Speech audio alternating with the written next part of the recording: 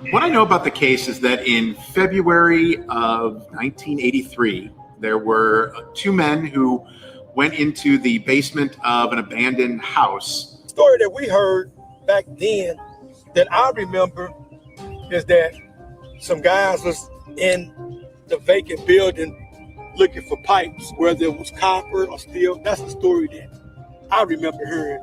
And that's the story that the community remembers hearing. I know there was a different story that came out later in the news. Somebody decided to light up a cigarette, and when they flicked on their lighter, they saw this body in the corner of the basement. And immediately they left and they called police. 911, what's your emergency?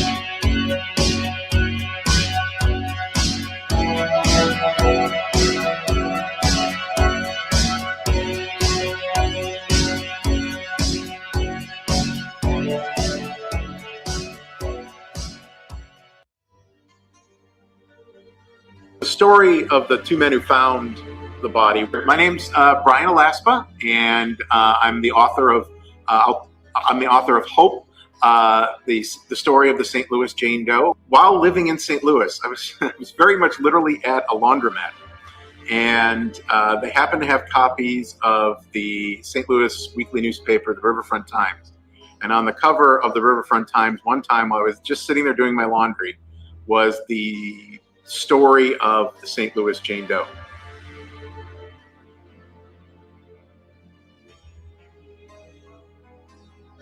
What I know about the case is that in February of 1983, there were two men who went into the basement of an abandoned apartment building looking for a pipe or some sort of part to try to repair one of their cars.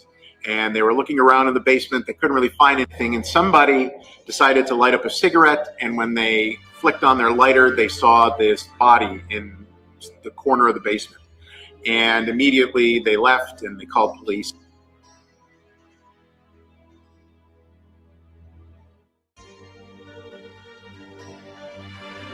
They were searching for something in the basement, like maybe a length of pipe to take off the wall or something that they could use to repair a part of one of their cars. Now, I know nothing about automobile repair, so to me that I'm like, okay, maybe that's a thing. It sounded weird to me that you wouldn't go to an auto parts store, but maybe that's what some people do when they they're trying to save a few bucks.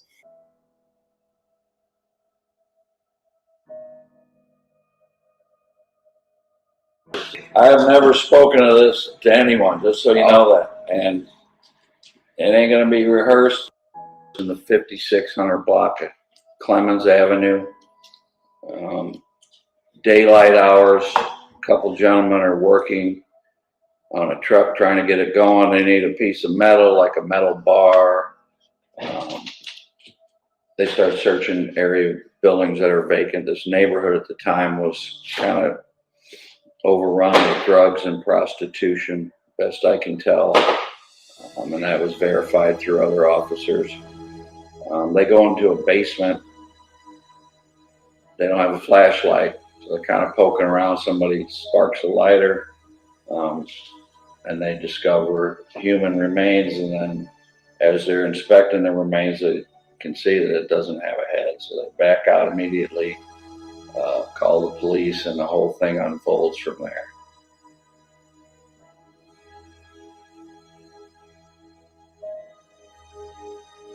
I've always been curious about who they were. I've never heard much about them and what became of them after the case was sort of run with by the police.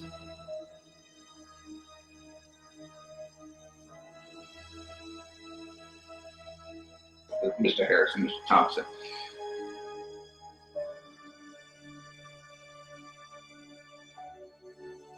Obviously, you can tell they're damaged by what they saw. They had a hard life, both of them. I don't consider them suspects in any manner, shape, or form.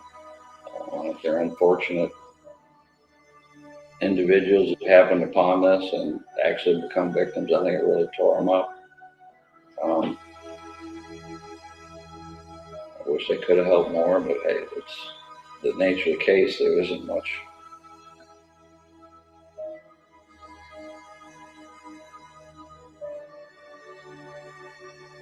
When I found out who they were, they actually were a lot younger than anticipated. Mm-hmm. So.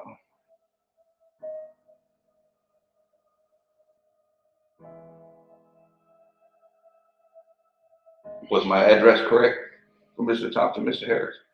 Yeah.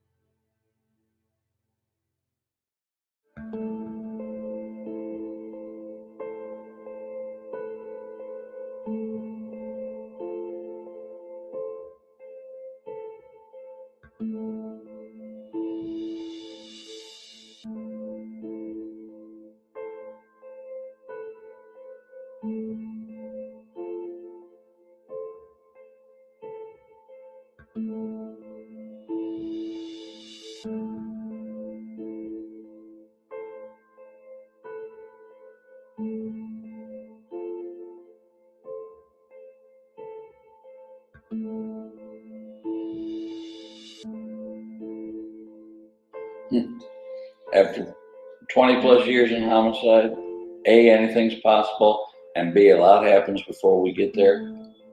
That is, by the time we get the story, just like anything else, it's told 1, 2, 3 times, it's way different than when it started. So no, that would not surprise me.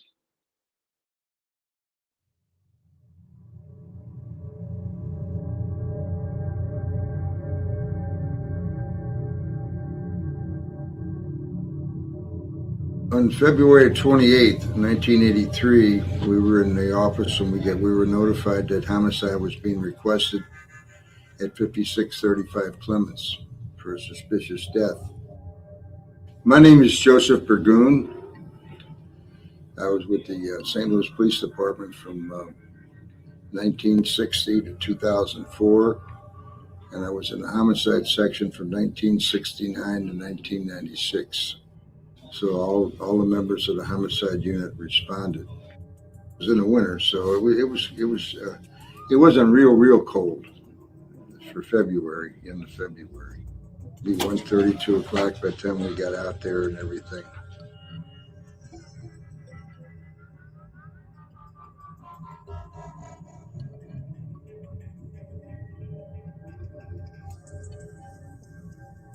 We got there, we met the officers uniform officers that got the call originally, and they explained to us what happened. That There was two gentlemen, and they went down in this basement. It was a boarded up building, apartment building, and they went down the steps.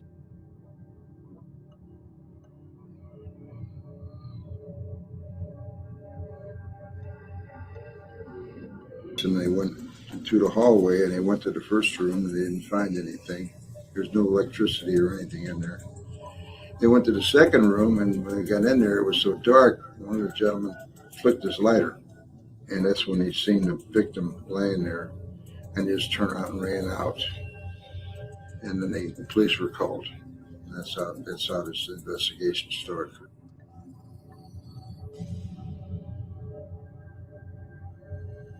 Playing, we just noticed a commotion of adults and began to gather in this here alley.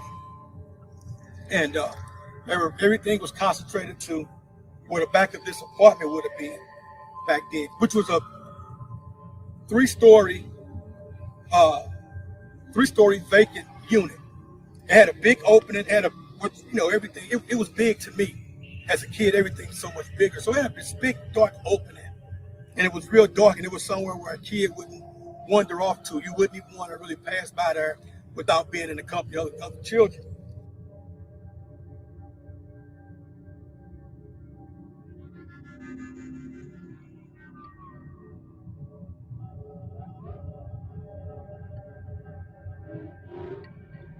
And you had in excess of 100 police and detectives from our department there.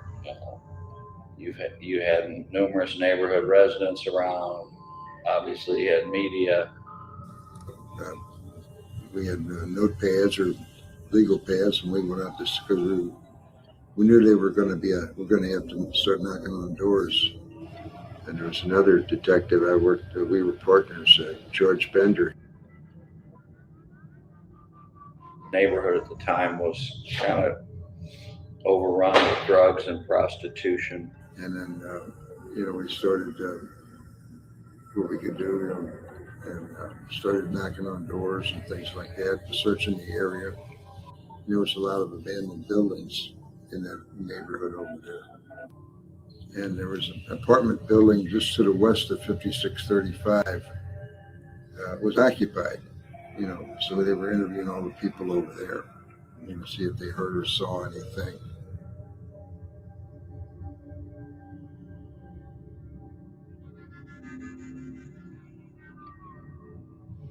Now that, hearing that people were living there that close to when the crime happened is new information to me. I had always just sort of assumed, because the description was always like, an abandoned building. It makes you think of a building that's really falling down, that's been there forever, that's just, crumbling into the ground. And it really wasn't. The building next door had people in it. When I say people, it had people in both buildings.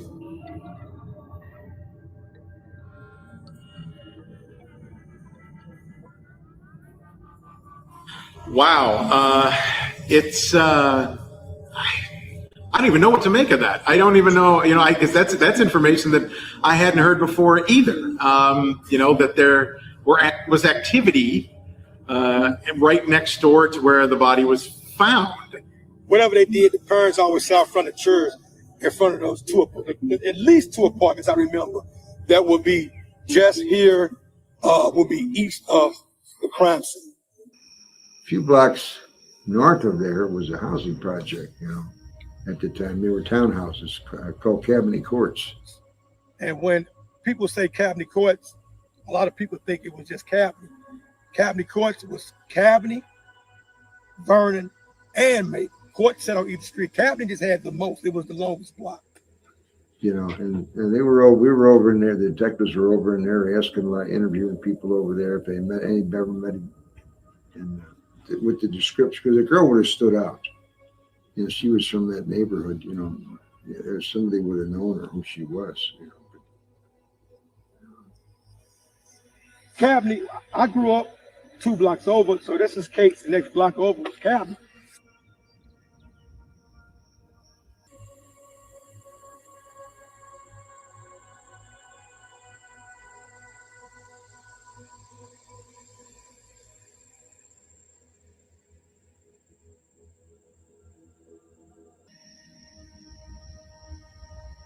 this long walkway.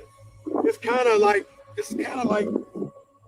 the highway for kids, the highway for travel on foot to get from the Cabinet course to anything going across Delmore all the way into down to Bolivar, all the way down to, as far as the zoo.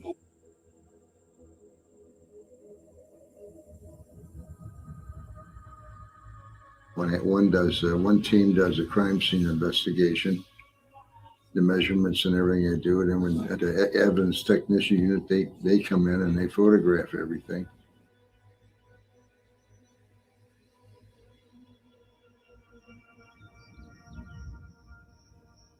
The front door at the front of the building on Clemens there was all boarded up.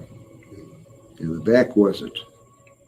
So there was Stan Stokowski was a retired homicide detective. And he worked for the medical examiner's office, so he was there.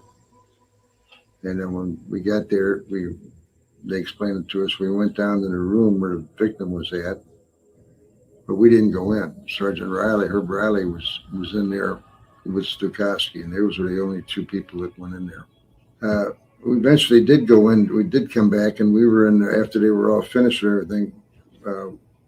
And we could see when they brought her in, the foundation in the basement of this part was stone. And as they went in the room, you could see blood, streaks of blood when they carried her, whoever carried her in there. You know, she was brought in there. She wasn't killed in there. Because there was 3 rooms. You go down the steps there, and the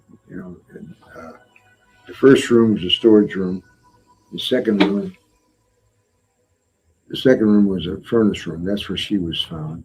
A lot of ashes and dirt in there, and there was a piece of board where she laid on that board, so that's when they got some blood off of the board. Just a piece of wood. It was an old piece of wood, is all it was. You know, could have been falling off the roof, or on the floor above, the flooring or something like that, or a beam of some sort. You know, but there was a lot of dust and like asbestos in there. You know, and there was some leaves in there. You know, and it was cold and damp and dark, and that's what there was a little water running in there. You know, but it was, then the third room was another storage room. Did see the victim when she was lying there. She was lying face down, and she had red and white nylon rope tied behind her back. It was wrapped around. She had on a yellow sweater. We could see the yellow, some sort, you know. But then we didn't know what we had at the time until they turned her over. When they turned her over, then we saw that, you know, she was a child. You know, there was no sign of puberty. We noticed that she had fingernail polish on her fingers. It was red fingernail polish, you know, thing. You know, and then the medical examiner responds, and investigator responds. You know, so this is all going on at one time. We notified a medical examiner where we're going.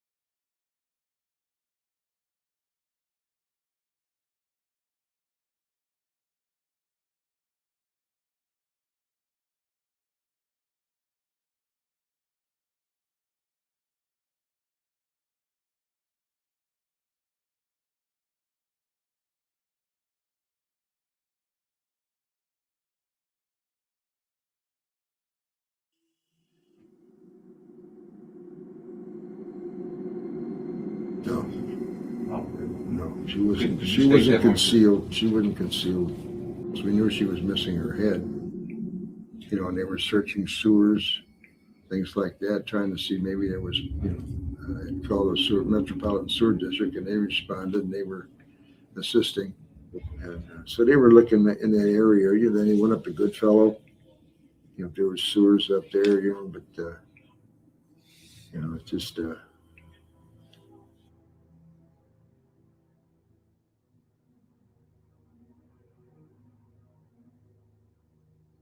here, back here. Apparently they found bruising on her neck, so I believe she was strangled first, manually strangled, and they decapitated her.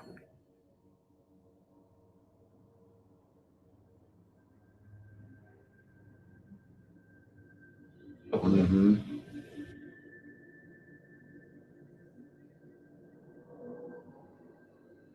So almost all the blood was out of her body. It was drained. There was blood on the wall. She was killed. She was killed not too long before they brought her there. Brought her in, but might have bumped against the wall as they were coming in, because there's those big the old stone foundations. We thought at first she was an adult because she was laying down there, and she's nude, and except for that sweater, her hands tied behind her back. And we thought she was an adult. We thought she might have been maybe a prostitute or something, at the time, because we've had prostitutes killed, and things like that. And then when they turned her over, they saw she was a little girl.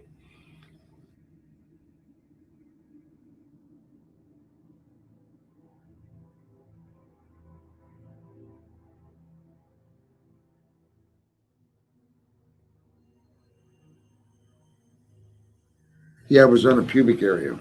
Mm-hmm. It was on the outside.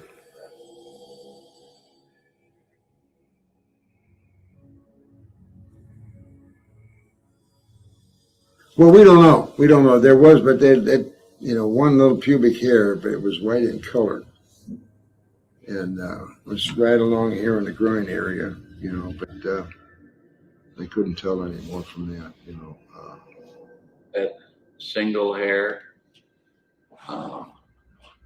And I did hear the police officer, but again, who are you talking about from who they said were down there was only a couple. So do I believe that it's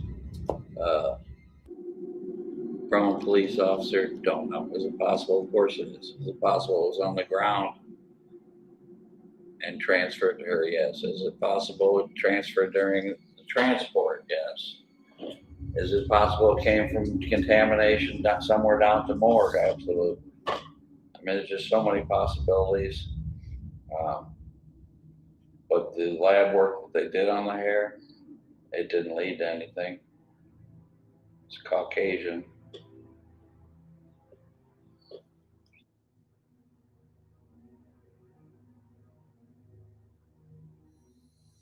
But it was worked, so.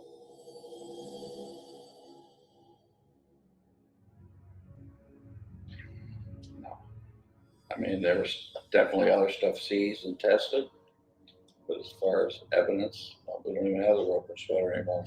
No. The only thing was there was the victims. She had blood on her front of her. It was a yellow V-neck sweater, and the label was cut out of it. So they went through there and searched that building. It searched everything we could do. So me and my buddies come from the park, and there's all the kids. We began to gather. A lot of people gathered in this area here that was coming from off of Kate's, coming from off different blocks. To see over the crowd, we decided to climb up this tree, maybe about 10 to 12 feet high, just to give us a visual over the top of the crowd, or we could see what was going on without being too caught up in the crime scene. But majority of the people were kind of like, that were already here, were concentrated behind this apartment unit that sat somewhere up in here. And, the crowd began to gather, and then we started to hear, first it was a deceased body. We didn't know no details. And then as minutes went by, it was brought to light through talk from the crowd. It moved around from the conversation, I guess. from the crime scene to throughout the crowd, that there was a child. That's where we stood at that time. We thought she was a child. So we thought, well, she must be reported missing. We had juvenile officers. They also responded to the scene. And we started calling around to see if we had any missing children fitting that description, and didn't have anything. We used to have the crime scene detectives, and they responded to the scene. They process the scene. If there was an arrest to be made, they make the arrest. But it was an open case. We had day watch investigators would come in the next day, and they'd pick up the case and they'd investigate it. That was their case then. Because the other fellows were waiting for the crime scene crews. Next call come, they go on that one. They got all the preliminary stuff, and we did the follow-up work.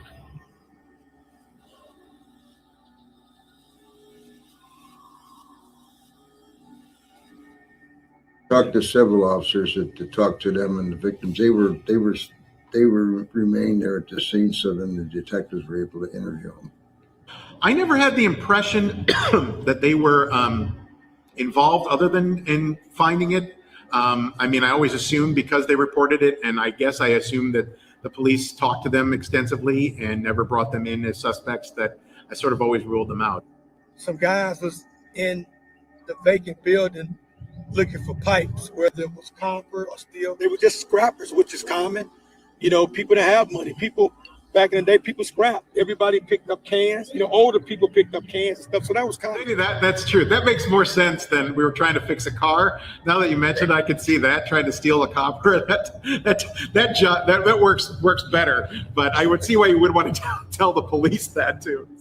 They got it coordinated, and they were looking, around the area. They were up and down Clara Street there, and then east of there was on Enright. On Clemens there was a St. Luke's Hospital. Wasn't that far away, Delmar. It was called St. Luke's Hospital, and so the hospital is a hop, skip, and a jumper. It's 2 blocks. But this hospital came to be known regional. It was free to the poor people. It was an emergency room. You might go in there get cut, stabbed, but you might lay on the floor for 3 days, but you eventually get saved for free. So it was, the hospital was crazy, man. It would be people be outside walking around in gowns and waiting to be treated. It's real close. And so it's like the hospital was like, that was our neighbors. The hospital was a neighbor. It was where a lot of people got. It was a good hospital. I remember it was a good hospital for gunshot wounds too. It was a real good hospital for gunshot wounds that I remember, because a lot of people got shot, and that's where the gunshot victims went in this area. They didn't go to Bowens. They went right to Region.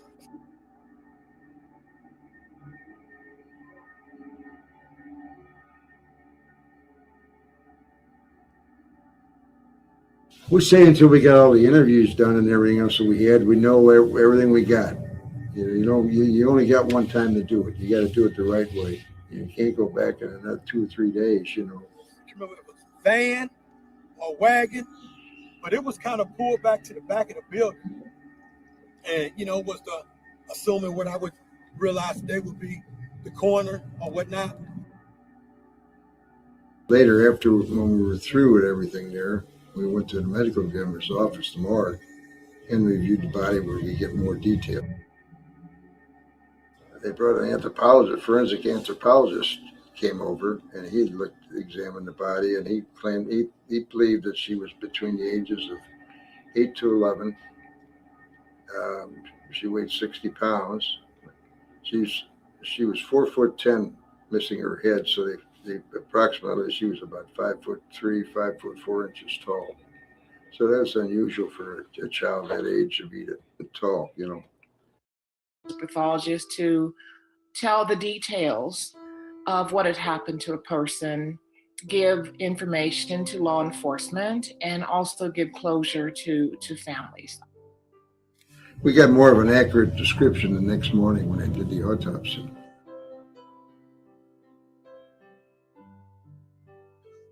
I'm Dr. Mary Case. I'm the Chief Medical Examiner in St. Louis County, St. Charles, Jefferson, and Franklin counties. I remember it because it was a case that over the years people ask about repeatedly. So I went back to it a number of times, and people still talk about the case. I did not go to the scene, but I remember doing the autopsy. I remember, the appearance of the body to a certain extent. The body was in the morgue when I did the examination the following day. And I began at 8:30 in the morning. If any clothing on the body would be taken off and described, and measurements would be made, and the injuries would be noted, that kind of thing. She hadn't been abused. You didn't see any scarring on her, or she would have been beaten or something like that. Nothing like that. She had nothing in her stomach. There's no stomach contents to see, what kind of food she ate or things like that. We had none of that. They did, at the medical examiner's office, they did fingerprint her, palm printed her, and also her feet.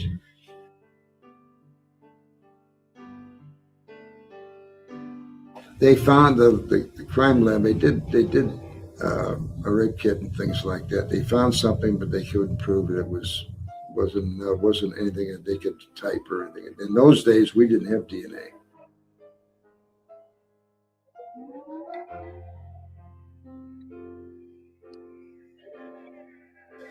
No. The doctor said it was a serrated knife, long blade, because it had to cut through the bone. She thought there might be striation marks on the bone. That would show if they ever located the knife. On the bony fragment are several linear striations, as if maybe whatever the cutting instrument was left striations, and a fragment of green paint. So I submitted that part of the bone and the green paint for evidence.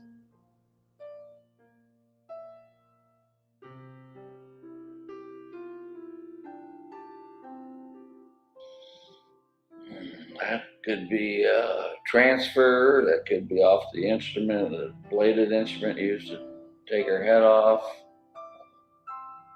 picked up in transit, picked up from that building, which was a shithole.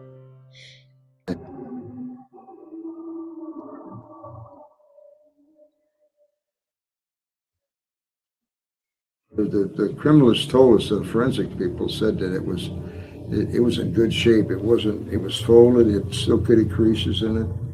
And there wasn't any like little fur ball, little burr ball that was well worn. It wasn't like that.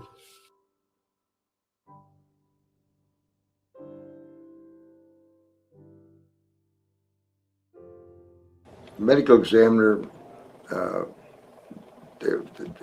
with her missing her head, there was some mold growing on her neck, and there was also in her skin slippage on her knees. So they were able to get the mold and they sent it out to Missouri Botanical Garden.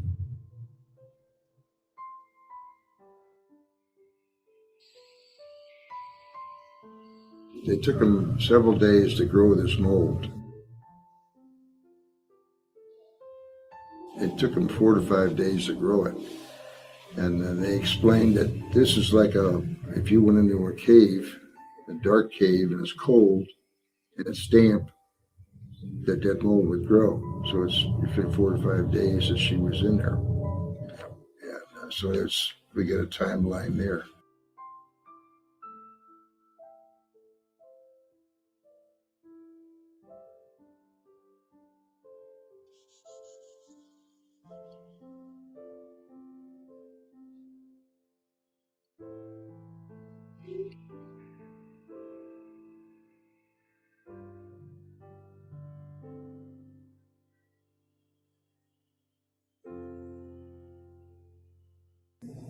They ruled that out. She didn't have that. Yeah. So that was one of the people called, that searches, they're up all night sometimes, it's their life is trying to, bring some closure. And she mentioned that too, and we checked it out, and she didn't have that.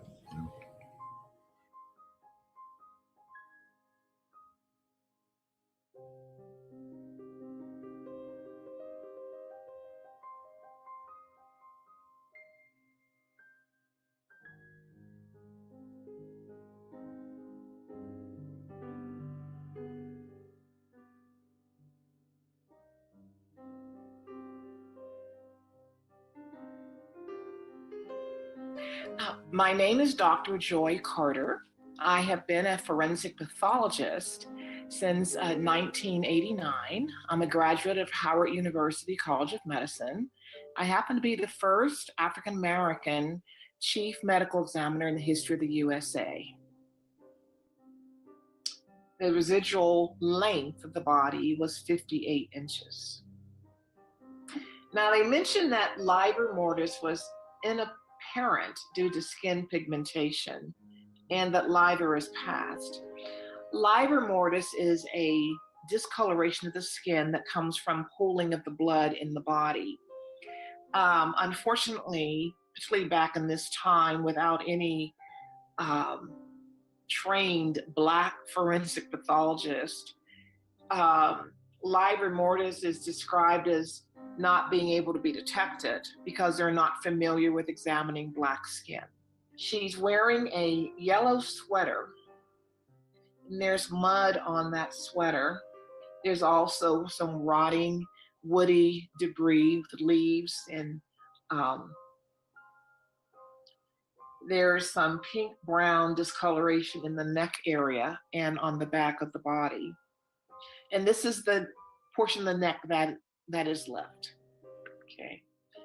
It says that because she is tied in behind her back, part of the left sleeve of the sweater is bound in with the restraints, with multiple end circles of a heavy nylon, red and white braided rope. When you pull the hands and the arms behind the back, you're restricting breathing. You're restricting movement of the rib cage. They then describe the portion of the neck which is present. And there are irregular cut margins to the residual stump of the neck that's left because there's been separation of the head at the proximal portion of the cervical spine. The chest is flat. There are no scars or lesions on the torso, which is the chest area from the shoulders down to the abdomen. They describe that the upper extremities, the arms, are symmetrical and normally developed. The fingernails are short with remnants of red polish that are chipped. There's wrinkling of the skin, which is called washerwoman, and that tells me this was a damp environment, and the body had been in a damp environment for some time. They describe skin slippage, and that is a prolonged postmortem period where the skin begins to detach from the underlying skeletal structures. And they mentioned that this skin slippage is occurring around the ligatures. They mentioned there's no hemorrhage in the underlying skin around the ligatures. They also note that the lower extremities are symmetrical and normally developed. There is no nail polish on the toenails. They mentioned that the external genitalia are those of an immature female, showing no evidence of pubic hair. There's a lot of debris on the body. So that's where I'm saying this child was just thrown away like a piece of rubbish. They describe a rectangular indentation over the abdomen, and that's probably from what the child was laying on. They further describe a rotting board that was under the body. They mention in the report, these are the doctors that are describing the findings, but they describe a dried white clear apparent secretions, which are swathed and submitted as evidence. They mention there's postmortem skin slip on the knees and on the thighs. I mean, you can imagine a little girl squirming, moving whatever she can. The legs were not tied, so I can imagine scrapes being done. And abrasions are scrapes where the outer layer of skin, the epidermis, is removed, and the dermal layer is what's underneath, which contains the blood vessels, and that may look white to pink. So we have that on the body. And they describe a white tape, dust. I'm not quite sure what that would be unless there had been an attempt to secure the feet together to keep the child from moving. Then they describe blood that has dripped down on the right thigh. So blood doesn't just drip down if someone has post-mortem injury. This is something that occurred during life. They also describe mold that's on the body. But the description of the decapitation is one where this appears to have occurred after death. So there's limited blood. They have the initial cuts of separation between C2 and C3. They describe this as being neatly divided, which means there was probably a very sharp instrument, which could have been something like a hatchet, something with a strong blade but a very sharp edge, and I would describe it as a chop injury.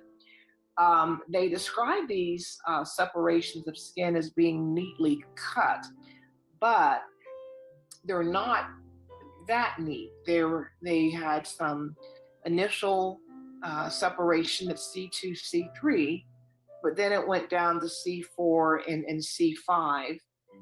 Perhaps, I don't know if they're in a fury to get the head off, or if they're just not knowledgeable about those separations. It's not like what we see on TV. It takes some effort. It would, in my opinion, take a heavy bladed instrument. What's important, as they describe the second area of evidence of injury, is strangulation. It's a very short paragraph, a layer-wise dissection of the remaining musculature of the neck reveals an area of recent hemorrhage measuring 2 centimeters and vertically by 1 centimeter. And that's on the strap muscles. The strap muscles are what hold the head erect, attach the head to the neck. And we generally do a layer-wise dissection of those muscles looking for evidence of strangulation. The third paragraph is describing, and it says clearly, which I'm glad to read, there is evidence of sexual assault. They describe a tear, a 1.5 centimeter tear of the posterior fourchette. That's going back really in between the vaginal area and the anus. It's telling me there's a stretching and a tear that has occurred. Going into the vagina is a 4 centimeter, 1.5 inch tear in the vagina, which is, they say, almost transmural, meaning you almost ruptured the vaginal wall. The reason that you can say this occurred during life is there's hemorrhage there. This is not something that occurred after death. And so there is some Looks like there is bruising of the sigmoid colon, which turns out and ends up as forming the rectum. So that's the description of the injuries. And the doctors described the decapitation first. In my opinion, that should be described last, because what they're describing is post-mortem. Important parts of this case are the strangulation and the sexual assault. Full body x-rays were taken, and hopefully those are still reserved. They did retain the ligature, and they retained the sweater, at least at the time of this autopsy. Also, the body was wrapped in a sheet when it was discovered, which is appropriate. They had pulled hair from the nape of the neck, and the doctors do describe a white hair adherent to the inner aspect of the right thigh. There's no clothing on the lower portion of the body, no underwear, but at least they noted this was a white hair. Describe the irregular cuts to the neck, and I'm wondering if any tool marks were recovered from the neck bones. Sometimes when you have a sharp, heavy object, tiny pieces of metal might be transferred to what's being cut or hacked at.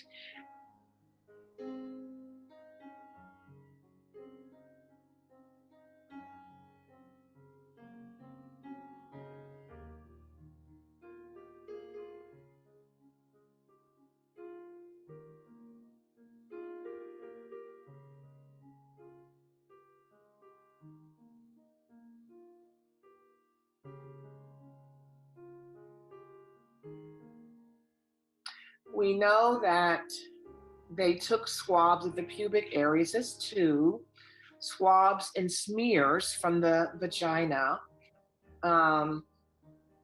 It says that they did process the body for latent prints. They described the typical Y-shaped incision, which is a Y across the rib cage down to the abdomen.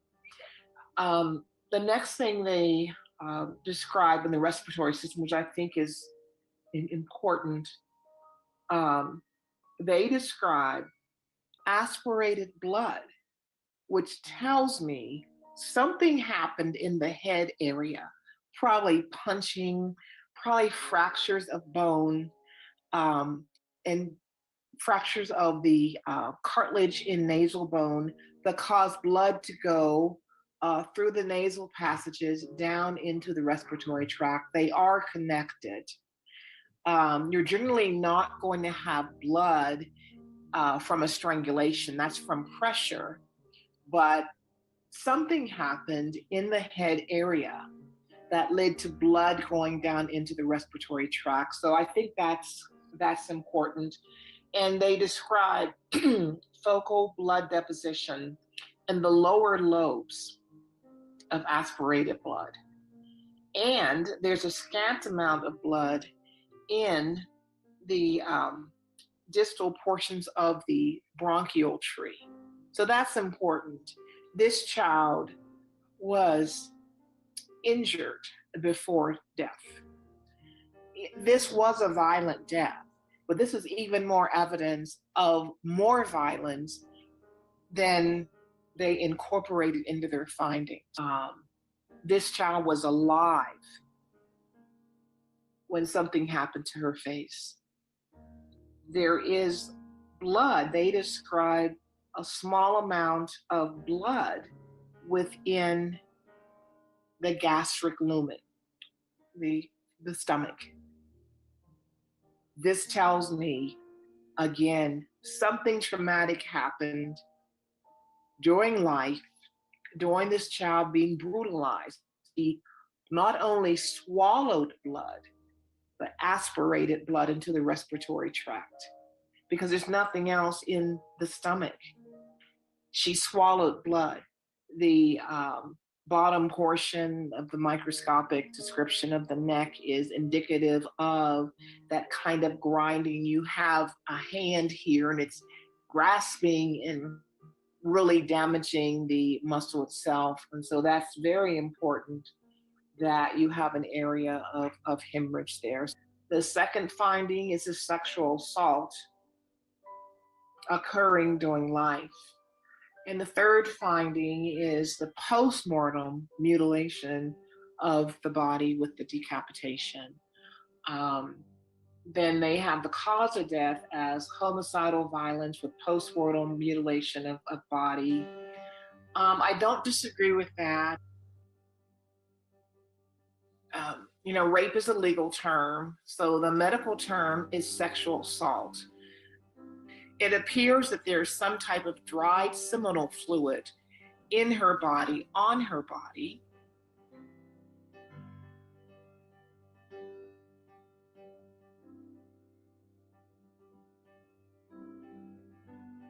But if you're looking at the remnant going up to the last part they have and measuring there, yeah, I mean, I could see that going over, during 5'3", 5'4", depending on where they start. That's something that they did incorrectly with Tupac. They measured the toe versus the heel. So they made him taller than he was. So, yeah, that's why you have to know, where did you take that? If you take it from the toe and not the heel, you can imagine you have, you add extra length. The toes can be that way or straight up, or then after a certain time period, there's going to be flaccid. And they actually they should have measured the length of the feet. But that's going to help you determine stature.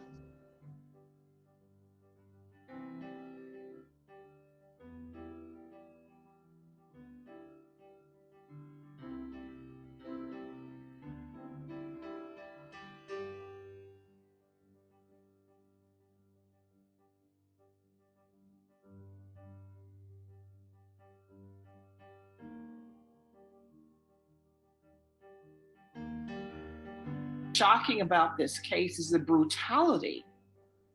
It was done to a young child, an adolescent child, in the fact that your hands are tightly tied behind your back. I can imagine the strain on the chest, of the rib cage, the shoulders being pulled back. This is what we don't want police to do to adults, to adult men, because it prohibits your breathing. And then I am imagining, because of my experience, there must have been a lot of trauma to the head, because she's aspirated blood into her respiratory tract. That occurred before death. That's not just going to go into the respiratory tract after death. I imagine she was brutalized about her head, punched, slapped, kicked, and blood went down into the respiratory tract, happening before she was dead. The sexual assault happened before she was dead. There's blood there. There's tears there. The decapitation appears to have happened after she was dead. There's also some evidence of ligature around her neck with compression of the soft tissue, bruising of the musculature that's on the side of the neck. And then I don't want to say sloppy, but someone was trying to remove the head, in my opinion, to prevent recognition of this child's identity.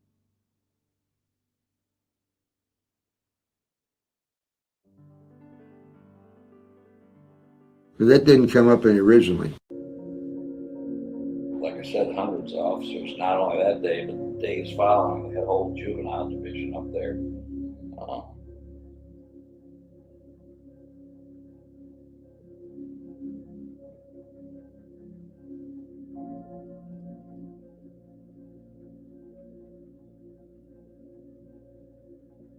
You know, we were trying to get it out, you know. And then we got together in the office, and the captain was Captain Leroy Atkins, and the sergeants were there.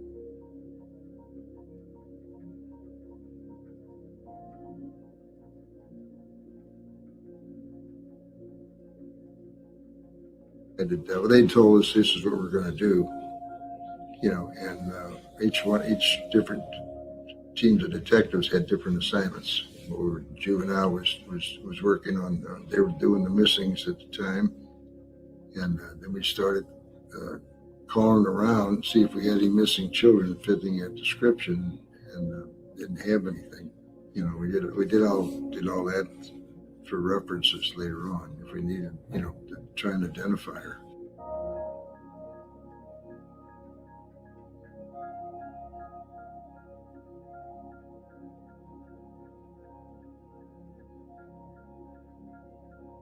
Because you had a lot of apartment buildings up here at would be Clara. Everything on Clara, you had a lot of apartment buildings. Some of them were still there, majority of them were gone. That was this huge apartment building. It was this huge apartment building instead of Clara. And it was one of those apartment buildings where you can go inside the apartment building and you could just play. It was huge. It's set up here, up at Clara. And there were a ton of kids. And, you know, we get chased out. So then we decided to, talking to our captain, Captain Atkins, and Captain Bill Relling, he was in charge of juvenile. You know, we tried to get a game plan, you know, so we decided we're going to start contacting the schools and see if there's any children missing in St. Louis. Well, we later determined that due to budget crises and that they used to have school secretaries, and they were temporarily eliminated, so there was nobody to track children when they transferred from one school to another school or things like that. So then we also were able to contact the student accounting office of the St. Louis Board of Public Schools, and they were computerized, which was a big help. We had all the children who would transfer here, transfer there, so we'd have to find out where they went to, and we'd have to call the schools. And a lot of these schools didn't have computer-based. So we call for one student at one school, and they said, well, she went to this school, so we have to call that school. And you call back go to the next child, and oh, she went here, went there. So it was just a lot of repetition, very tedious.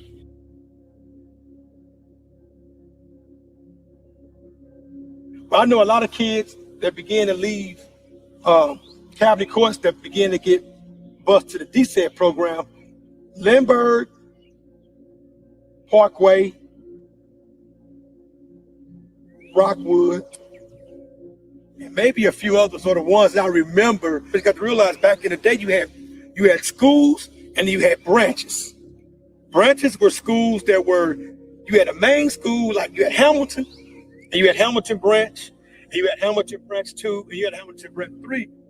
And it was a medium-sized school. It wasn't as big as the main school because Hamilton sits on Laurel and Washington, just across Delmore. But that's big Hamilton.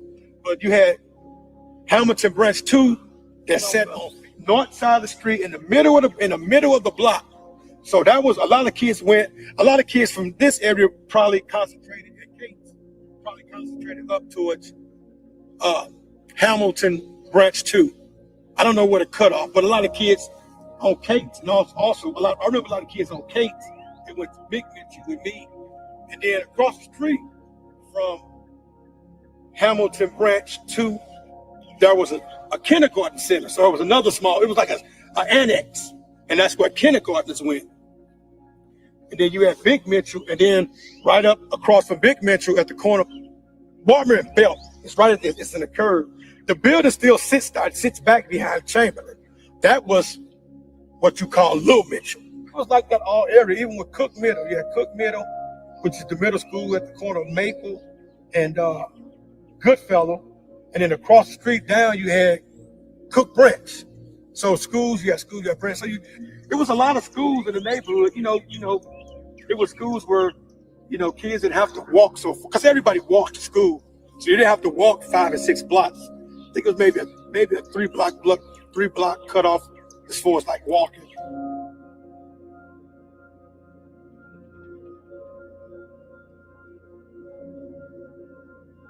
Wow, that's unbelievable that was going on with the St. Louis public schools. It just seems though it's one of those things that the facts as they get revealed just add to the confusion of the whole case. Once we located all the children in St. Louis, we started in the adjoining, like University City, Normandy, different school districts close to St. Louis, and see if they had any children missing or things like that, trying to find those kids. You know, we started in Missouri, then we started when we were over in Illinois, contacting people over there. So that was it. We were doing that for quite a while, believe me. We even went through schools' absentee records, and we haven't found anything. So we were getting some phone calls about could be this child, could be that child. So the detectives would go out and investigate it and see if the child was there. If she was there, we eliminated her. You know, it wasn't her. You know, that's basically what we were doing. Because we had the list of all the missing children, you know, nationwide, really. And we didn't get anything there either. And you know the rest, well, the school records, DFS, well, back then it was aid to dependent children records. I found all these, remember those old computers that had the rails on the end? They had every child that was receiving aid, every school child, every school child that was transferred from the city to the county schools, make sure they were accounted for. All that has recently been redone. In fact, we found several children that are now policemen that were on those rolls that were checked on because they were either through busing or however they ended up in Kirkwood High School, Melville High School, but they lived in the city just to make sure that they were okay. So they did one hell of a job across the board. And then they sent a letter to every school district in the country.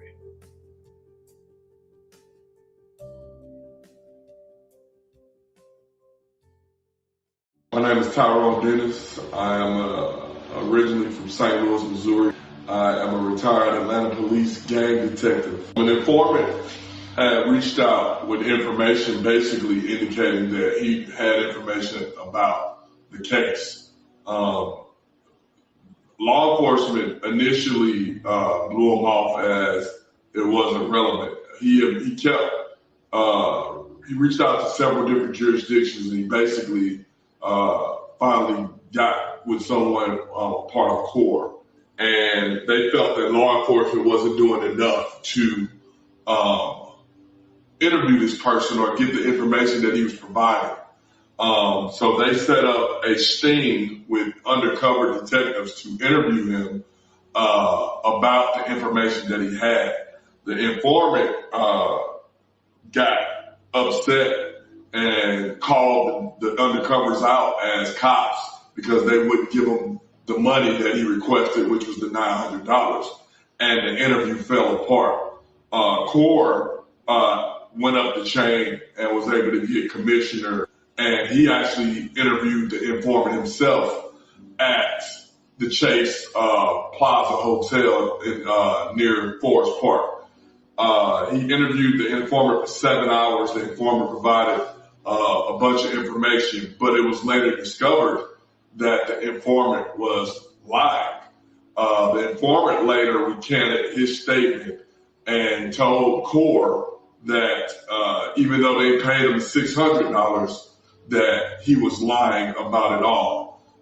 In his statement, he gave a detailed location of where the victim's head could be located in Waterloo, Illinois. Law enforcement went to Waterloo, which is right across the river on the east side of in Illinois. Once he got there, they searched, and he indicated that they could find her head hanging from a tree, which they never located. And they later discovered in looking at his rap sheet that he had being charged for lying, theft by deceit before, so which made him an uncredible witness, all in all. I did get a call when all this was going on, when we were doing the school searches and everything. A gentleman called me. He was an aide to a senator from Florida, Paula Hawkins. And he called up because they had a case in Florida with Adam Walsh. Adam Walsh was a little boy that was abducted down there, and they found his head, but they didn't find his body. So we were talking. He said, well, and we explained to him what we were all doing, step by step. He says, you're doing everything the right way, but we still didn't get it.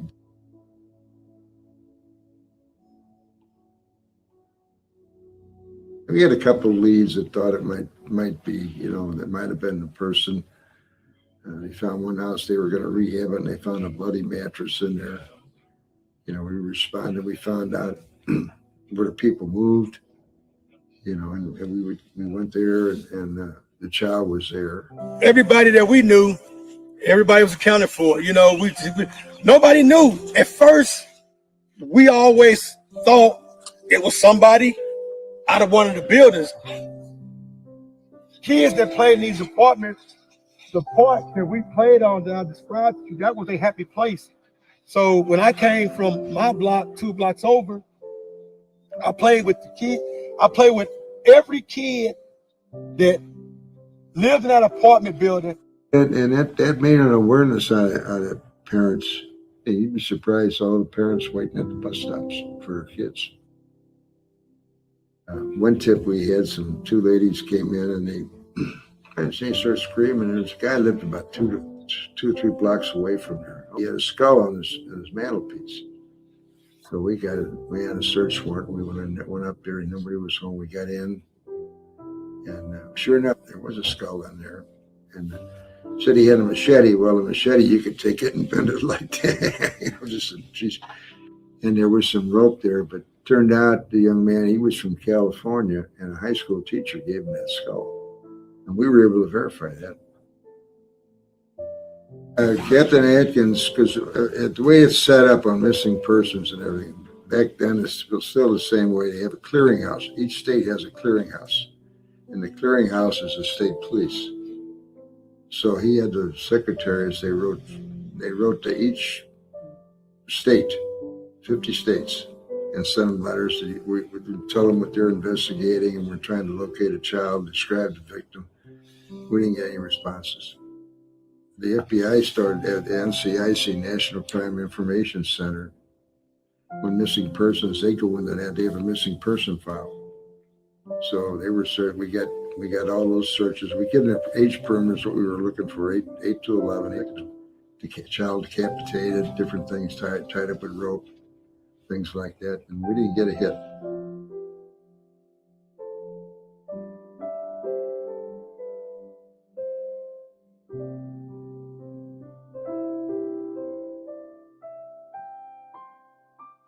Somebody out there knows something. Talk to your neighbor. Talk to your friends. Somewhere out there is a mother without a little girl, a brother without a sister, a neighbor without a little girl walking down the street. Do the canvassing and knocking on doors that people are going to talk to you. Some won't. Some say, I wasn't home.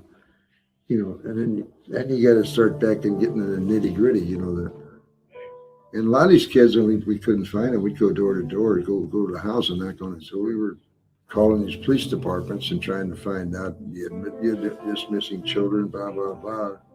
And they do their investigation, and they'd call us back. And a lot of them returned home, and the parents never called the police and said she's back. So that's where we found a lot of the children, But and they're surprised how people thanked us for what we were doing. We were trying everything we could do. Juvenile officers and the homicide detectives, and trying to find out who this little girl was, that we could reunite her with her family.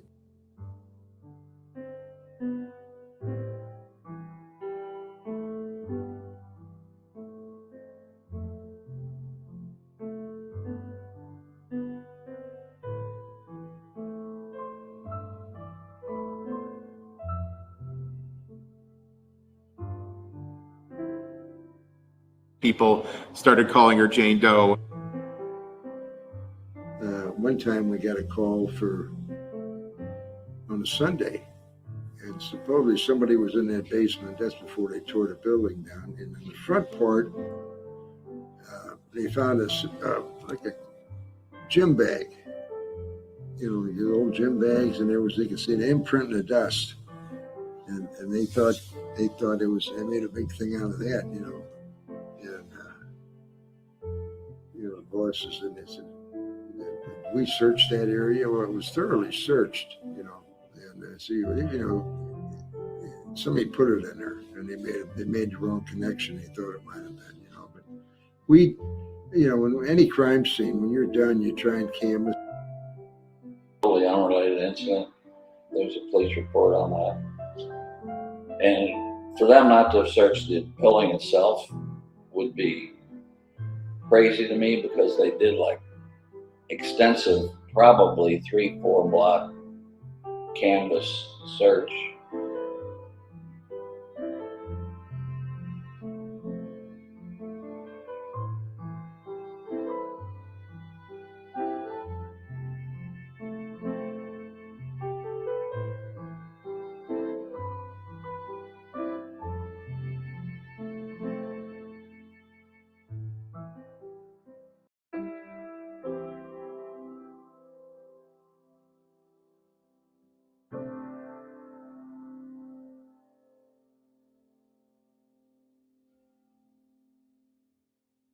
I still, to this day, I've never forgotten that assignment 39 years ago. Hi, my name is Ed Today. Well, I started at the St. Louis Gulf Democrat as a photojournalist about 6 months after the little girl's body was found. And I remember that day up in the photo lab, the photo director came to me and said, Ed, I got a photo job here for you. You need to head out to Washington Cemetery near the airport to photograph a little girl's funeral. And I was driving out there, I'm thinking to myself, I don't know what to expect to cover a funeral. I lost my dad, and I knew visualized what a ceremony was at a burial site. So I just thinking like, there's gonna be lots of people, family members. And I remember I got to the cemetery, and I remember getting out of the car, and it was a cold, cloudy, dreary day. And I noticed that the ground was kind of muddy. And as I got out of the car, I made my way up to the burial site. And about that time, the pallbearers were getting the little white casket, getting ready to carry it up to near the location I was standing. There was a spot there for the media. There might have been some other TV people there at the time taking some movie. But I just remember being up there next to the casket and on the ground. I started to take my pictures of the pallbearers bringing the casket up towards me. And as they got up towards me, and at the time there was just 4 individuals there around that casket. It was a police detective, some medical examiner, and a minister, somebody else. And I do remember that at the time that the ceremony started, it was a very quick ceremony. But as the ceremony began, I started taking my pictures. What really struck me as I was looking through the camera was the 4 empty chairs next to the white casket. And I thought to myself, how sad that is, that a funeral here for this little girl and there's nobody there. And to me, I was thinking, those 4 chairs should be filled with a parent or parents, a sibling or a family member, and they weren't. They were empty. And that really struck me when I was taking my pictures.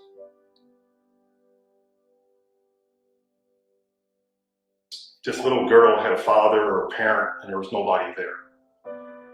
The camera to me has always been a buffer, like a shield between you and a news event. You feel kind of shielded behind with your emotions, what's happening. And I felt that way at that time photographing that ceremony, is driving back from the funeral service, burial service, back to the newspaper to process my pictures.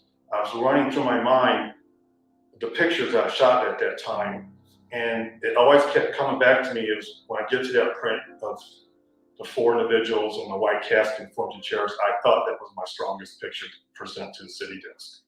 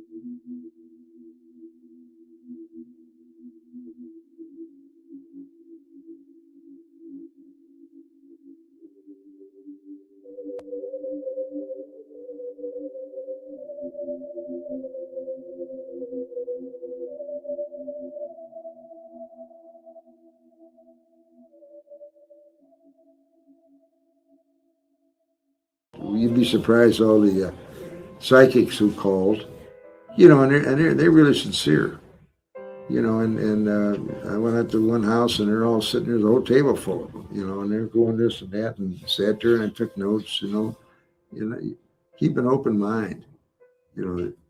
One person decided that she was on a fishing boat in the Gulf of Mexico in her head.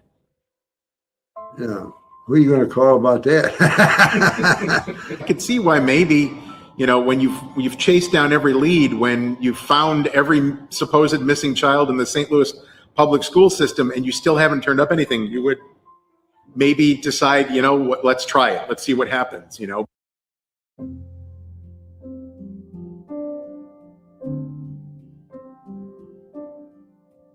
Later on, so this was an ongoing investigation, you know, all these years we're working on it. I mean, again, if you knew the volume of anonymous letters. Every year for several years, we would put out an All Points bulletin about this case on our anniversary, trying to see that whether any department have any missing children, fitness description, you know, contact us. But in 1985, the FBI began a program called VICAP, Violent Criminal Apprehension Program. And then they're looking at unusual type homicides, serial rapists, serial killers, things like that. So that case was the first one was entered in Missouri, you know, and we never got anything. And when they started NamUs, she's also entered in there. We never had one like that before in the FBI. When I told you when they came in at that time, they never had one like this before.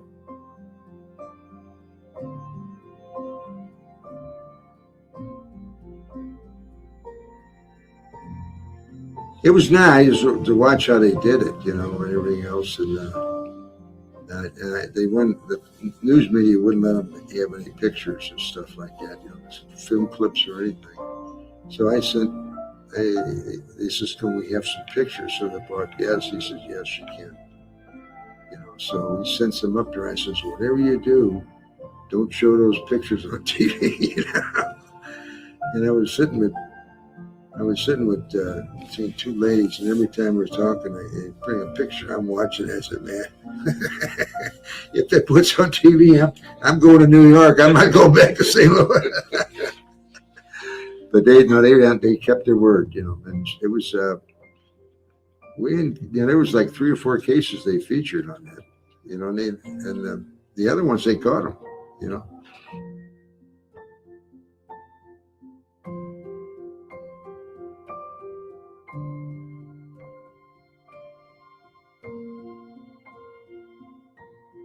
There was another officer, and they had some storage shut, and he seen a guy there, you know, and they stopped talking to him, and he looked in there and he saw a skull.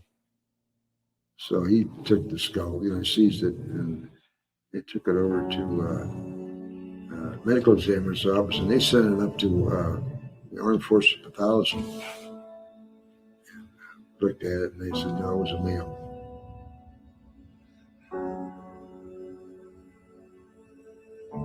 Sightings, that was Captain Atkins. He was Chief Atkins then, but he just wanted, he just wanted to maybe generate some publicity for that show, that it might help us, and that's what it was. That's what that was.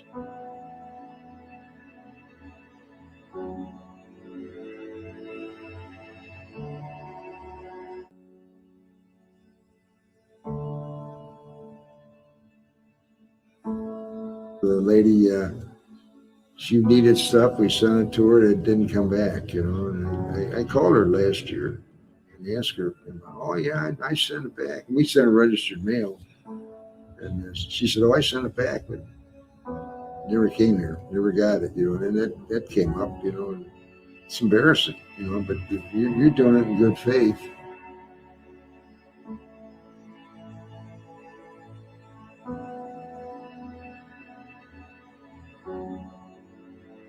Wonder, if she was really such a great psychic, could they have sent a piece of the sweater instead of the whole thing? I don't know.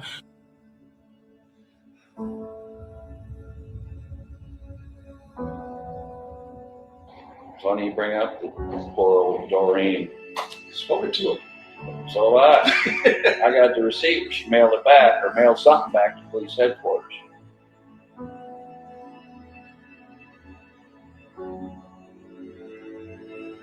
Well, I'm telling you there's evidence. I'm telling you there's a guy that signed for it that's still on the police department. I'm not willing to put him out there.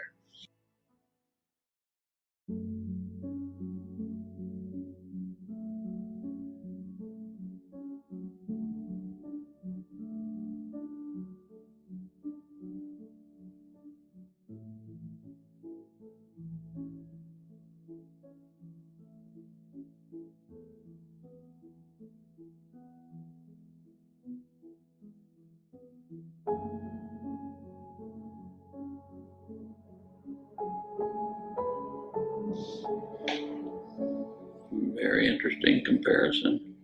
Looks right on.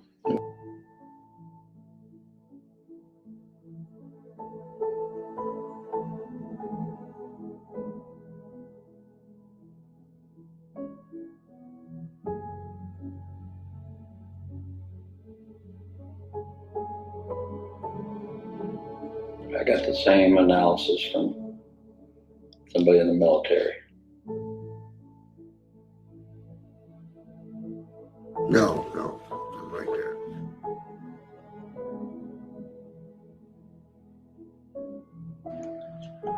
I think you go in, you delve into a whole nother.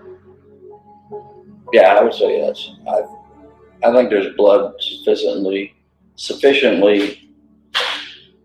Again, on a sweater, you can't tell for sure, but I just got a feeling that, the way the blood is patterned and pooled and etc. on the sweater, I think it was on.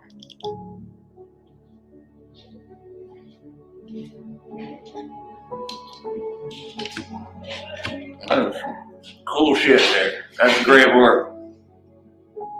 We had behavioral science, and the guy that was in charge of the VICAP program, he was a retired Oakland, California homicide detective, Terry Green. And Terry, we're talking about the headless girl, and he says, he said they have never had another case like that in the United States that was reported.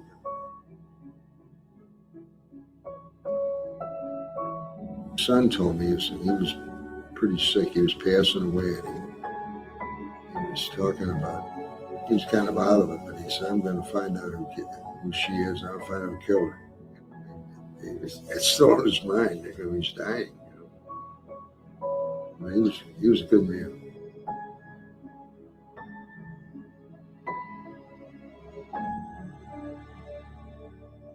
But we believe that if she wouldn't have been found when she was found, if they ever did find her, when they tore a building down, they might discover a body in there. But it could have been, you don't know how many years later, then you're really in trouble.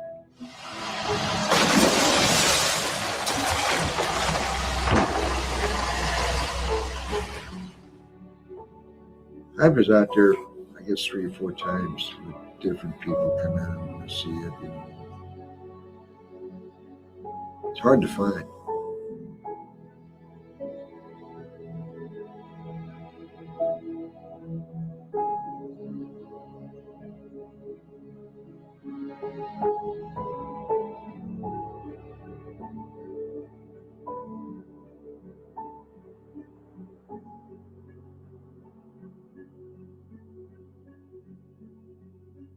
Well, it started, Ron Henderson, he mentioned about a new program the FBI had, where you get the bone, you can take the bone and they can find water in the bone, and they can tell what part of the United States she was from. Okay, that's when 9/11 hit. Well, that was the end of that.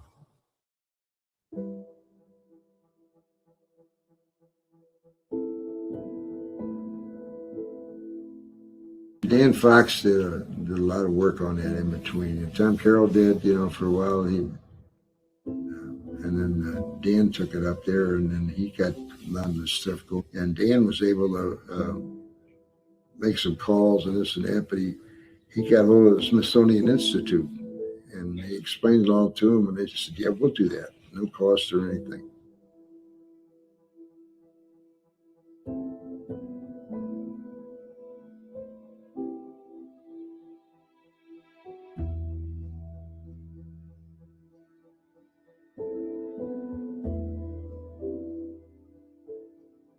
Well, a lot of it was disrepair. The records weren't the best in the world out there. The lady that owned it committed suicide.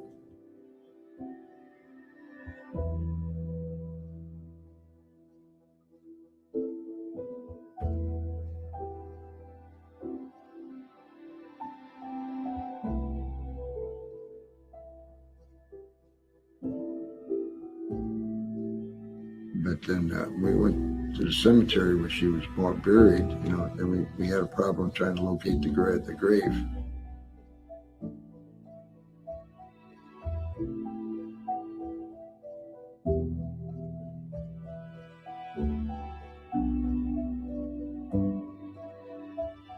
There was some students bought a stone for her,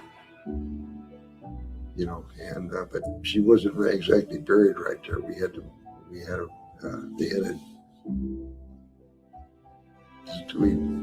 They dug up several of them, and it wasn't a child's coffin or anything, so we stopped it there.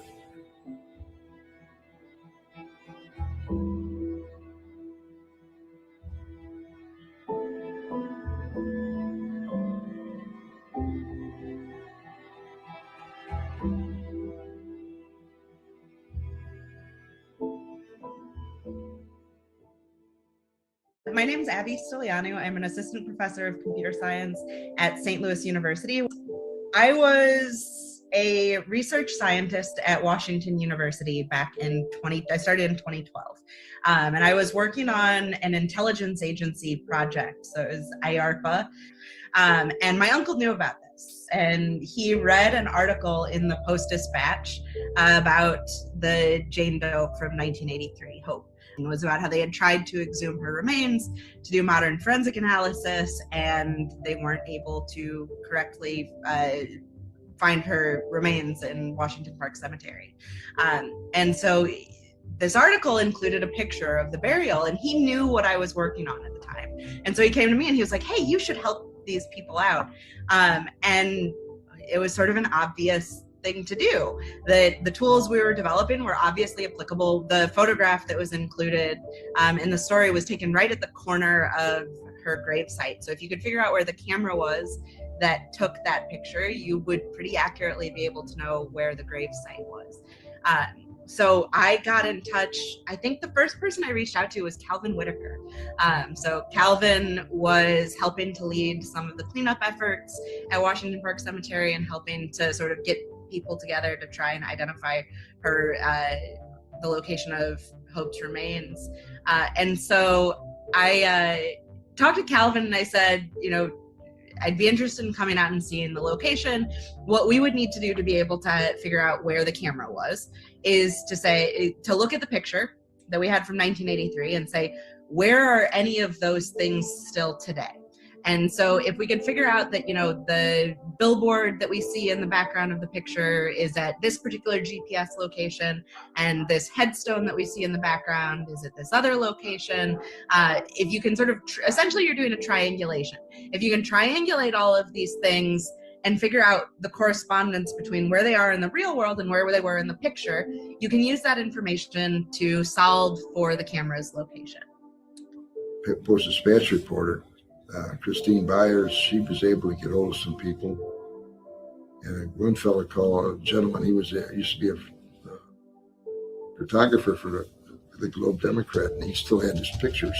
And we got out there in 2013, and instead it's, dense forest for a lot of it. They had cleared the immediate area around her grave. Some of the headstones, while they were doing the cleanup, had been picked up and moved. The billboards that were in the background of the picture, it turned out they had been cut down and rebuilt, 10 feet away. And 10 feet matters when you're trying to figure out camera geometry. We were able to write this report for the medical examiner that said, here's our estimate. So we didn't pinpoint an exactly, it's exactly here. We said, here's a 5-foot region. Detective Fox asked us to go out and mark the location. So I was able to work with some folks in the facilities department at WashU. We were able to get access to their really high precision GPS device. That was a cold day. She was buried at Calvary. My name is Peter Gunas. I'm a Catholic deacon. I volunteered with the organization called Garden of Innocence.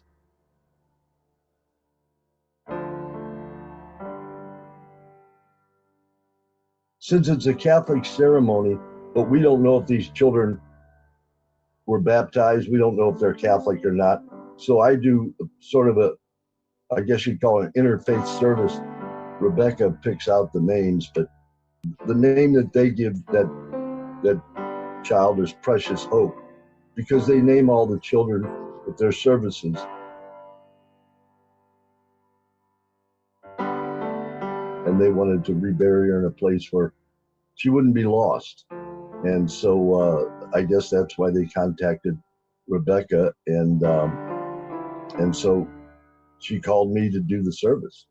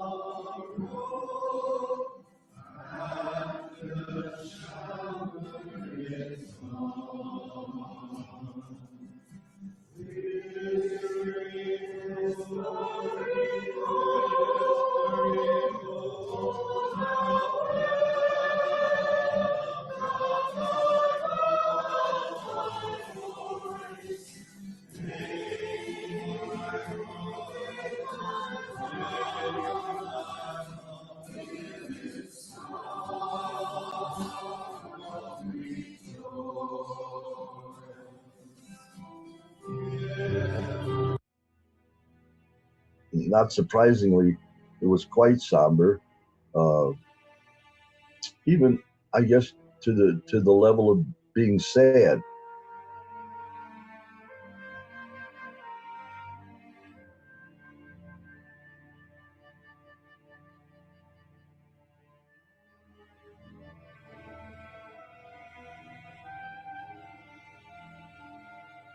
And we do a short graveside commendation service.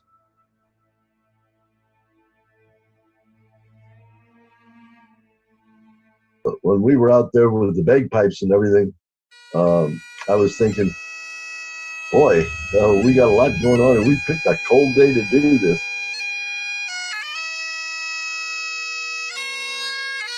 Jesus said to the crowd, "Everything that the Father gives me will come to me, and I will not reject anyone who comes to me, because I came down from heaven not to reject anyone who comes to me, but to do the will of the one who sent me. And this is the will of the one who sent me, that I should lose nothing of what he gave me, but that I should raise it on the last day. For this is the will of my Father, that everyone who sees the Son and believes in him may have eternal life, and I shall raise him on the last day."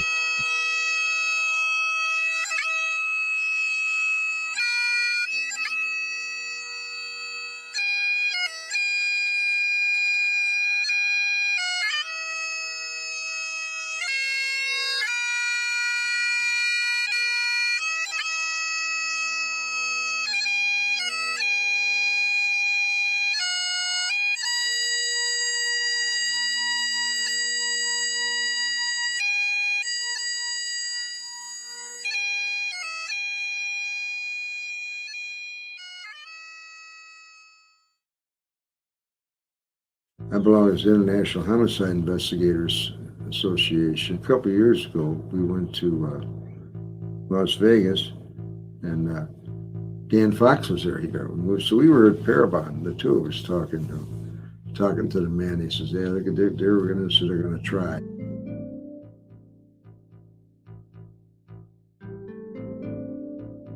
And when you don't know who she is, where do you start? They had some genealogy they are working on, and where it's going, I don't know. I really do believe that the answer to identifying her is through investigative genetic genealogy, but we need a little help.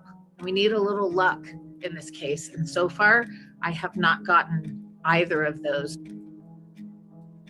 Once you get into that genealogy and you start dealing with one-on-one comparisons and stuff like that, I think a lot more can be done than could ever be done before. Is it in the genealogy? Oh, yes. You're first to know that.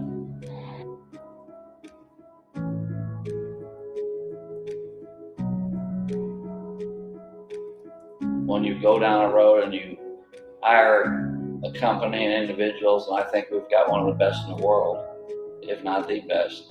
So you got to let that play out. You don't start interrupting your work. And I've had it a few years, but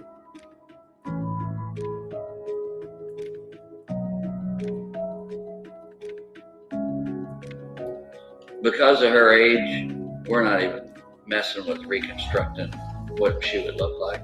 Because if you're under 14, it's no good. It's not even. From what I'm told, and again, I'm not a scientist, but I'm told that it's not worth it. And that don't cost a whole lot to do, but it's not accurate.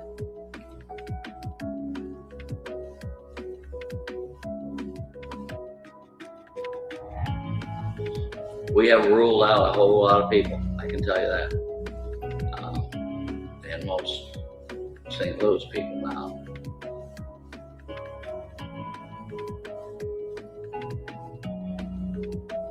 We're looking for family members and just a little closer than what we got. Yeah. We got some, but they're not close enough to know who it would be or reasonably know.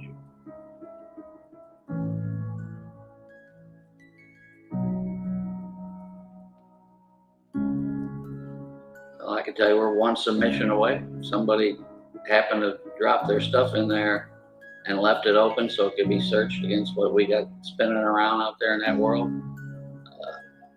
It could hit just like you see all these other hits all over the country. When somebody drops their stuff in there and it hits, it takes work, but it can be done like very rapidly.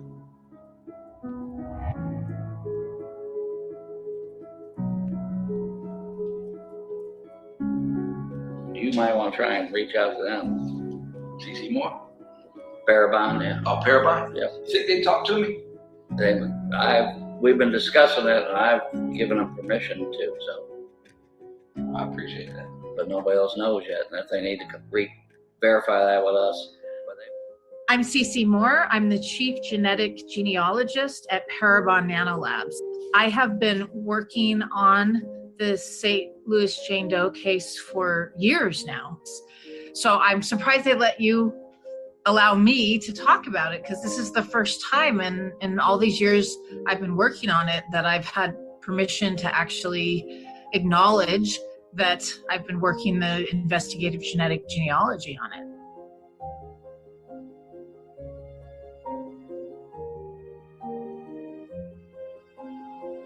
It is my oldest unsolved, unidentified remains case, and it's incredibly frustrating to me.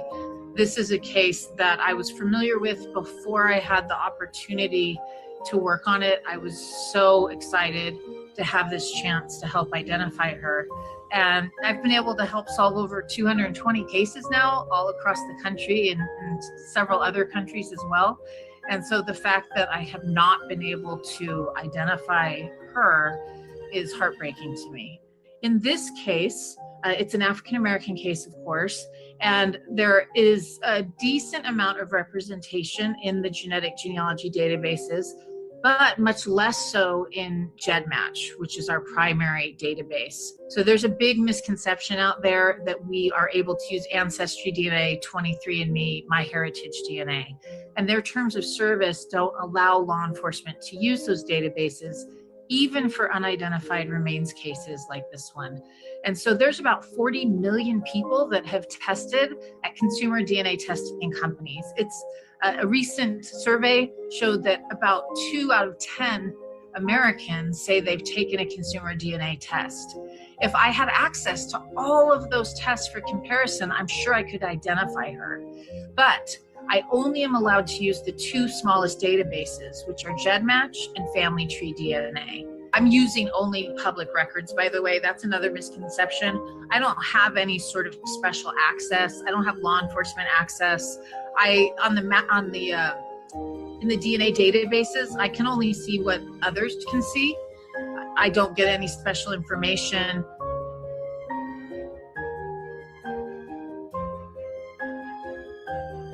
We process this DNA in such a way that we can find distant cousins.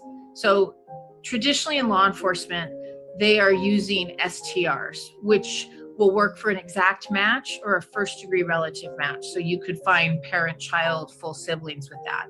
But with investigative genetic genealogy, we are analyzing hundreds of thousands of SNPs, different type of genetic marker, and they are spread all across the genome. And this allows us to detect distant cousins, 3rd, 4th, 5th, 6th cousins, and even beyond. So we are reverse engineering the identity of these unknown individuals based on who they're sharing DNA with in these 2 genetic genealogy databases.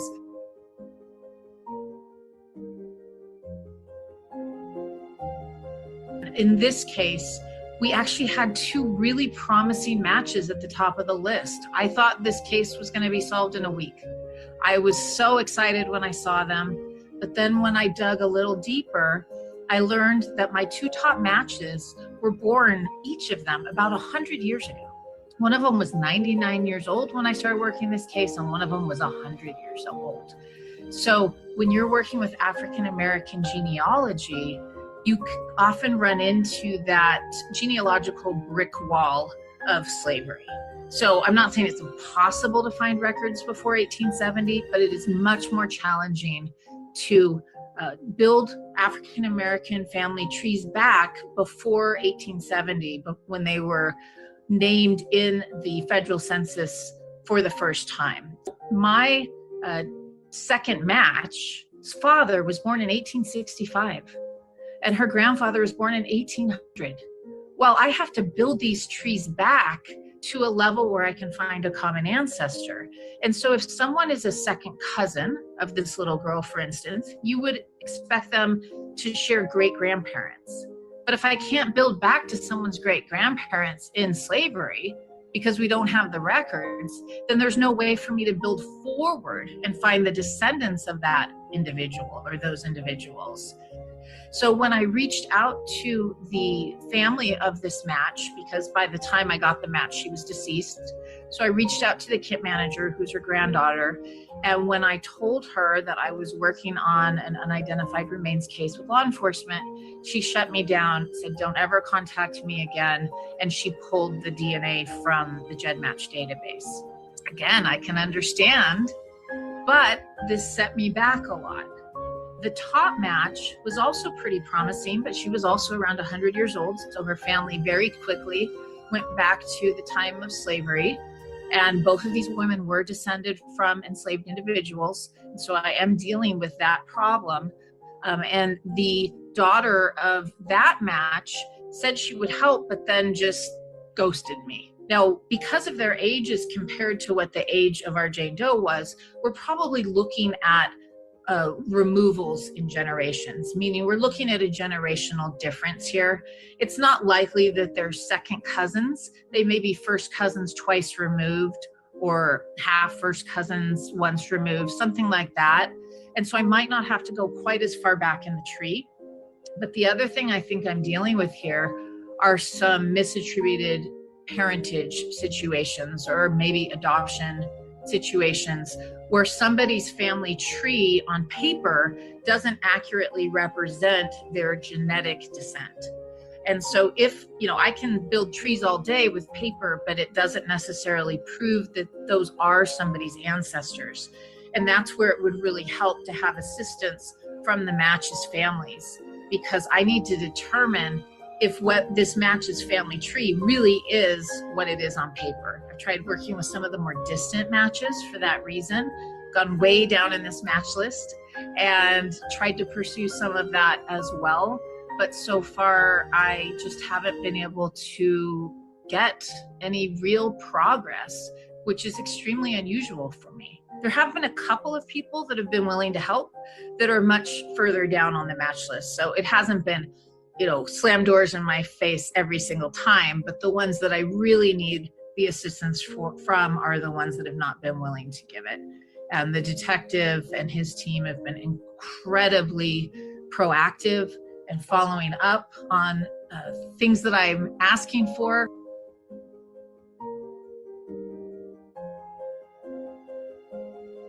I don't know. I just know that the family trees go back to Texas, Tennessee, Alabama primarily.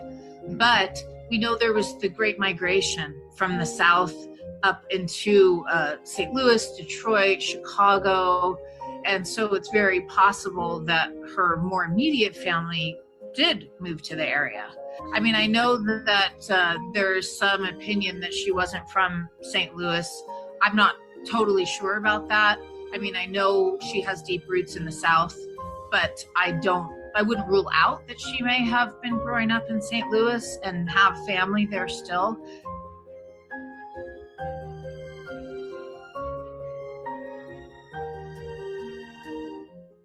I just think it's really important for the public to know that the detective and his team on this case are working very hard. They are very invested in giving this little girl her identity back and letting her family know what happened.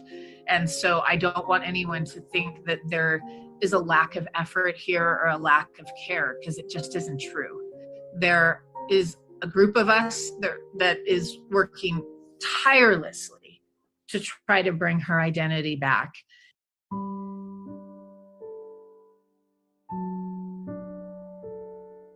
Could be, yeah, coming down the alley, they probably picked that building.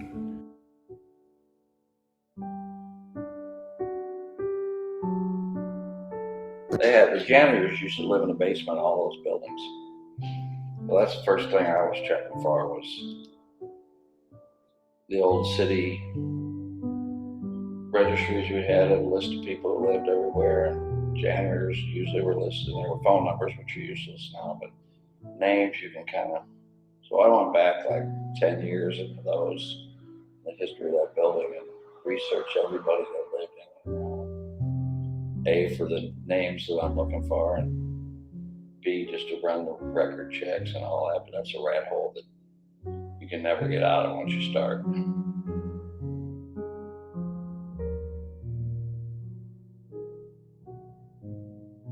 hesitate to even say there are leads.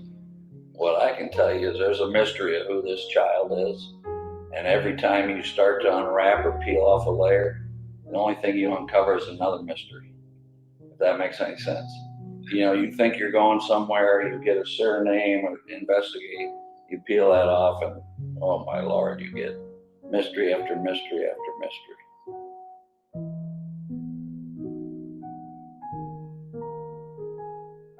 You thank him, you know, and thanks for your time and everything, you know, and if you think of anything else, call us, you know.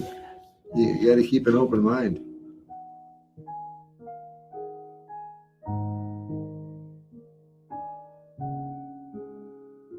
I can tell you, I don't know who they dealt with in the past or who they dealt with now that I wouldn't know about, but we'll take any help we can get, especially if it's free.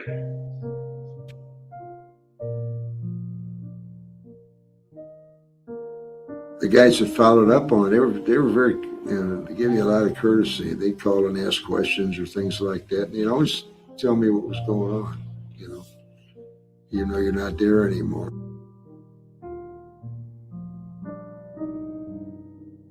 I still contact Colonel Adkins to see how he's doing and tell him, oh, I gotta say he ran into another one of the lieutenant was in charge down there, and we were somewhere, and he asked him, how's my case going? He never forgot. Yeah, he said he used to wake up in cold sweats, you know, thinking about that case.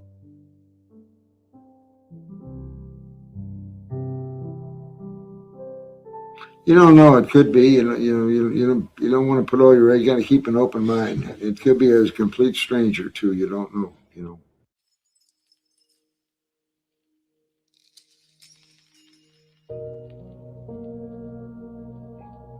This is a case that, as bad as it is, theories aside, when the truth comes out, it's going to be worse.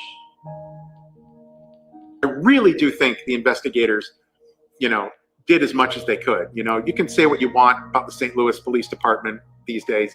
I really do feel like the people involved in this case did the work that they had to do and the work that they could do at the time. And unfortunately, it just never panned out with that key piece of evidence, you know?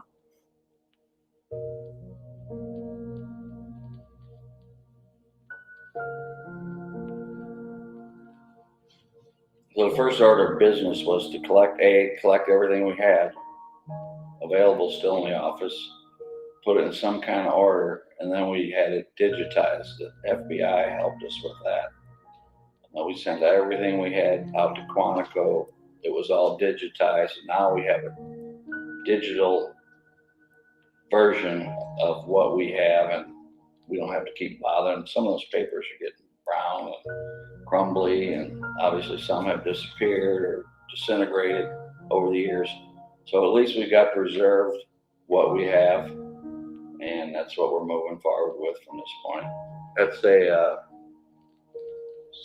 small office with everything that was ever gathered by the police department other than laboratory stuff that was digitized. We just put it in there in a central location and kind of like a memorial to her until somebody give her a name and pull that down and put all that stuff in storage where it needs to be and stop looking at it. But that was another way to keep people from, it's obviously locked. So now nobody's ever going to have to, I'm not going to be around forever. And I didn't want the next guy to have to spend a couple of years sifting through papers and putting them in some kind of order. So that's basically what it is, a file one for her. But in our little office there, we got a name for her. Jane Doe number 1, 1983. So that's.